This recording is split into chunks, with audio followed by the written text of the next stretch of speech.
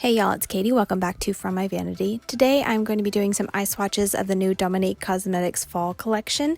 There is a matte eyeshadow palette and then also some lip products, and so we're going to be swatching them all, but per usual, before we dive into that, I want to go over all the products that I'll be using to do these eye swatches. I always start with the base of the Makeup Forever Conceal and Define Concealer, and I use a Sigma F79 brush to blend that out, and then I take the Stilazzi L224 brush and buff just a touch of the Coty Airspun powder onto my left eye, and I will leave my right eye alone so it is a bit tacky.